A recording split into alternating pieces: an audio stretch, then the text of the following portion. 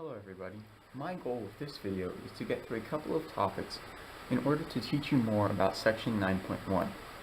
The first is going to be a very quick review of differential equations, and the second will be how do we solve problems involving differential equations. We have been working with differential equations for most of the year, and they form the basis of calculus. We can use them to find instantaneous rates of change or find the antiderivative, which is sort of what we will be doing.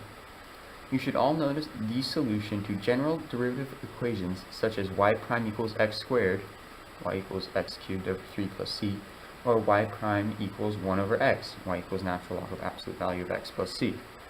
If you don't, please review them and then come back later and watch this video.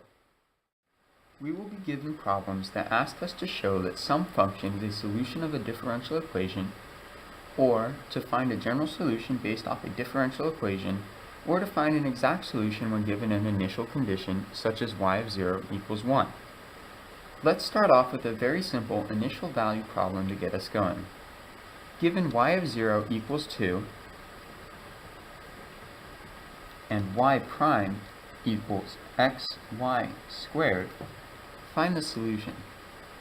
Remember that we can consider y prime to be dy over dx. The first thing we want to do is separate the x's and y's, so we divide both sides by y squared. Then, we multiply dx to both sides to get dy over y squared equals x dx, and then integrate, giving us negative y to the negative 1 equals x squared over 2 plus c. Now, we can plug y of 0 equals 2 back in to solve for c. So we get negative 1/2 equals 0 plus c. So c is negative 1/2. Now, let's go and continue solving in order to get y by itself. If we multiply both sides by y and divide by x squared over 2 plus c, we get y equals negative 1 over x squared over 2 minus 1/2. We can multiply it by 2 over 2, and our final answer will be negative 2 over x squared minus 1. We can prove that this equation works by plugging back in our initial condition and showing that y of 0 equals 2, which is obvious from the problem. Though this simple problem did not meet it, you may have to determine whether or not a function is positive or negative if you see natural log of absolute value of y, and you will have to plug in the given values to test it. Also, many problems will involve powers of e, since natural log of absolute value of y must be cleared to get just y, and you may need to use substitutions to solve problems. Those are some of the common mistakes that you may make. So be sure to double check that you have determined whether or not it is positive or negative if you need to, and that you have solved just for y. Let's try a problem that asks us to show that one function is a solution of another. These problems will give us two equations, a differential and a function, and our goal is to substitute one into the other to show that it is a solution. For example, show that y equals 1/2 x sine x is a solution to the second derivative of y plus y equals cosine x.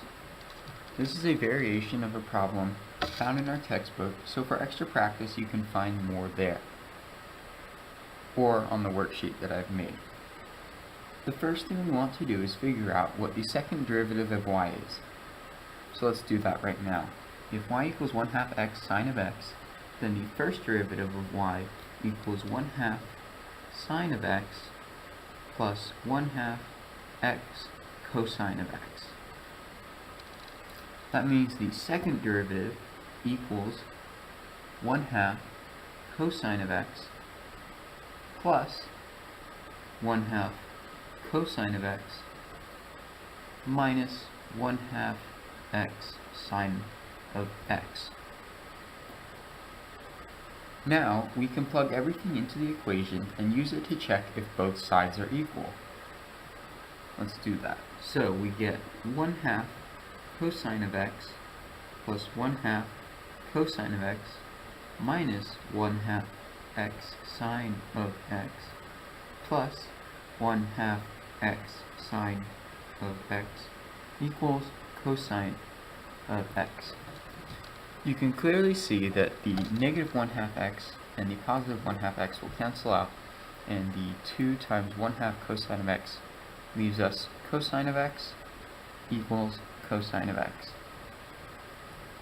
So therefore we have proven that the left-hand side does equal the right-hand side, which is the goal of this problem. For problems that ask you to find a solution given a differential equation, all you have to do is solve the equation like we have, but without solving for c. So given our previous example, we wouldn't be given this y of 0 equals 2, and we just go through and get a general equation that would look like y equals negative 1 over x squared over 2 plus c.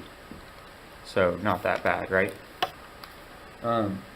Sometimes we may come across a problem that we cannot find a solution to using any formula we know, such as y prime equals x plus y. There's no way to separate that, so you get the y's on one side with a dy and the x's on the other with a dx. It's not going to happen.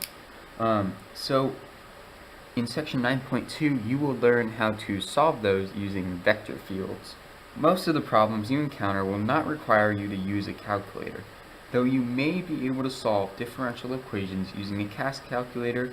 I have been unable to test it on mine. I have an Inspire CX, so if anybody has a CAS calculator and knows, if you could tell me, I could edit this video to make sure that is included.